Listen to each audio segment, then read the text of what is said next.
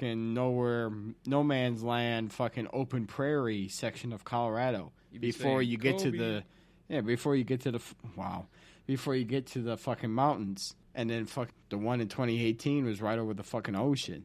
And then just recently, this past Saturday, a week ago today from recording, the same aircraft engine type failed on a Boeing 747 in the Netherlands. Same thing. Fan blade ingestion.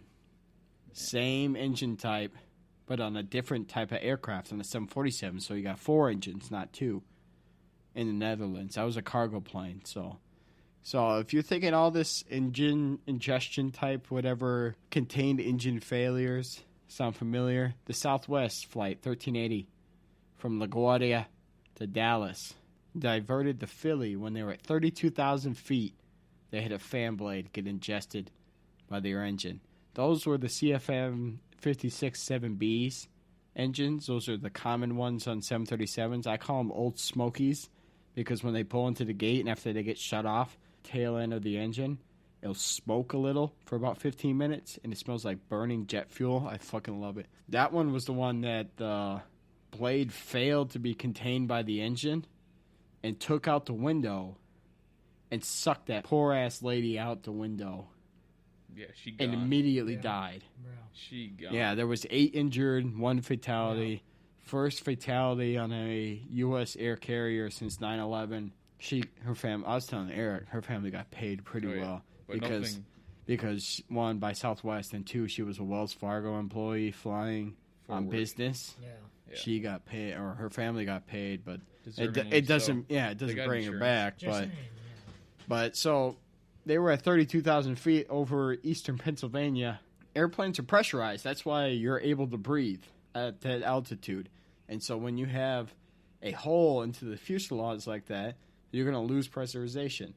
Well, that was a big fucking hole. That's a football-sized window being knocked out. And so part of the procedure is to do a rapid descent down to or below 10,000 feet. So there's breathable air, so the aircraft is no longer pressurized. So that's what they did. Southwest pilots were on their shit. A female captain flying, she had like 12,000 flight hours. A lot of them in the U.S. Air Force. She was the pilot of that Southwest Airlines flight. Fucking good shit. She did really good. Especially since I saw the damage. So you get the fucking fuselage damage, but then the leading edge of the wing was all fucking dented and cracked and parts missing and all that shit. And I listened to the ATC audio. She kept her shit, man. She was good shit. Good shit. Yeah, I'd be losing my shit. Yeah, I would. That's why I'm not in that position. I'd be like, thank God I wore brown underwear to work today. Get my brown pants. In my job, I can go back and fix things that I fuck up in. But no, dude. Well, they didn't fuck it up. No, I know. I'm not saying, I don't have that worry. So if you guys are thinking, oh, I'm never flying United because of this instance or that instance, it's not United's fault. No. It's the engine manufacturer. It's going to go back to Pratt & Whitney and say, hey, you had 2 major ones on United in the last 3 years and this fucking cargo 747 that had the same problem. So when a engine is being built, they take a brand new engine and they purposely blow off with an explosive a fan blade to make sure that the engine contains the explosion. They have to be able to contain it. And 4 out of the 5 examples you gave, they did contain it. So yeah, they all that's why they were called a contained engine failure. But that Southwest one, that was not contained. Mm-hmm. That took out the window, which sucked somebody out the window, and it destroyed half of the airplane. That was not contained. So CFM's got to deal with that. Pratt & Whitney's they're going to be under, I'd say, a lot of scrutiny right now from the FAA and the NTSB. If I was in that hole, the hole would have been filled, and they could have just continued the flight like normal. Yeah. Wow. Eric just puts his belly button in the I've window. got this. Do I still have to pay for an extra bag of peanuts if I'm doing this? Can I get another rum and coke? Eric's got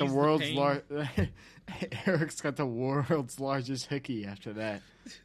That's a huge bitch. All right. So moving on. Happenings in sports. Nothing really happening. Eric, are the Timberwolves winning right now? No, they're down 2 at half. Oh, well, that happens. Wild are on, no score yet. So. Well, can't change it yet. So quickly, happenings in sports, because we're not trying to go too sports heavy on this episode. But That'll be in the next episode. Yeah. Here. We'll plug it later here. Foreshadowing. We're doing that now. foreshadowing and foreskin. That's all we got going on over here. Obviously, nothing too crazy happening in sports right now. Full squads reporting to spring training. So Twins play the Rays tomorrow. Red Sox. No, they play the I think Rays. it's They play the Red Sox on Wednesday. Yeah, they play On the TV. they play the Tampa Bay Gronkaneers in Tampa Bay tomorrow. It's on TV. No, Wednesday. Brian, don't pull things up on your phone. Your phone is obviously lying to you. Your phone is obviously hacked by the obviously 5G know network. better than your phone. Yep, it's hacked by. Keep your phone in my face all you want. They're still playing Tampa Bay, not the Red Sox. So it doesn't even matter because one, it's spring Date training. 2/28. Boston Red Sox versus Minnesota Twins. 12:05 p.m. It will not be televised. Nobody cares because it's spring training.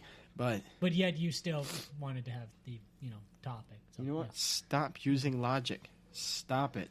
We don't do it. Currently, the Wild are winning right now over the Los Angeles Kings, the Los Angeles Monarchs. And Yeah, retro jerseys. Or sweaters. yeah, it's a nice retro reverse Except sweaters. I mean, The we Wild- were talking about it earlier. I don't agree with using Yeah. the color scheme. Sorry, James. Victor Rask did not get an assist on Yeah, that. fucking A. Assist went to Fiala and Greenway. I don't Should have like. gone with Eck though. I don't like the fact that the Wild are trying to be the North Stars. You're your own organization. Do something different. I do like the LA Kings reverse though, the purple and gold back in the LA Forum days, right there. Yeah. I like that. That's a good one.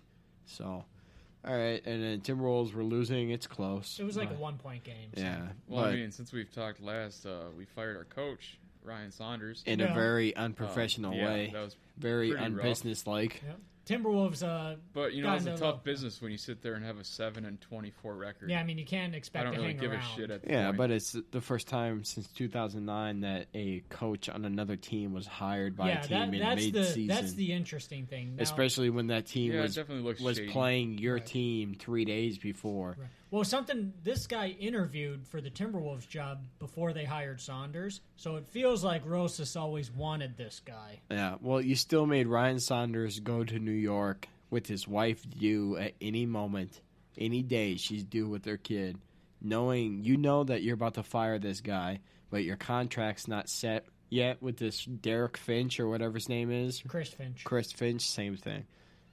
And a day So- right before his Flip Saunders' birthday, Which is Ryan Just- Saunders' passed away father, by Yeah. the way. And so you're going to fire this coach, but you still make him go out to do this road trip. And his wife is due at any moment. And you hired the guy that was an assistant coach on a team that you just played 3 days before. hey, Fucking- well, Again, scored Fin- again. Who? Shit, I don't know number 7. Fuck. That's Nico You- Strum. Strum. Okay. He's Yeah. had a couple Yeah, good games here. That's fourth Yeah, line. he scored 2 goals the other day. Yeah, that's fourth line. He should be on there with like Foligno and what's his face. Yeah, that kid's good. He's got some talent. Nico Strum, he's a good kid. Yeah, he held off the defender pretty well. Went wrap around and I'm waiting for that Boldy kid from fucking Boston College, the never kid mind, that that was lit up the Hughes. Tore fucking up the juniors. yeah, no, the World Juniors yeah. for Oh. Team USA. yeah, Boldy's Oh, gonna be that a kid is beast. so good. Put him with Kaprizov. Oh my god. So my question for y'all right now is: if you could take out a rule or a play out of any sport, which one would it be? A rule? A rule, a actual written rule, not unwritten, written rule, or a play Okay, all right. out of any sport. Like how they're talking like trying to take the kickoff out of NFL. Yeah, Right. fuck that. Yeah, That's no, ridiculous. I don't like that. But sticking with the NFL, I would love for them to remove the whole you don't have to contain possession while you're entering the end zone.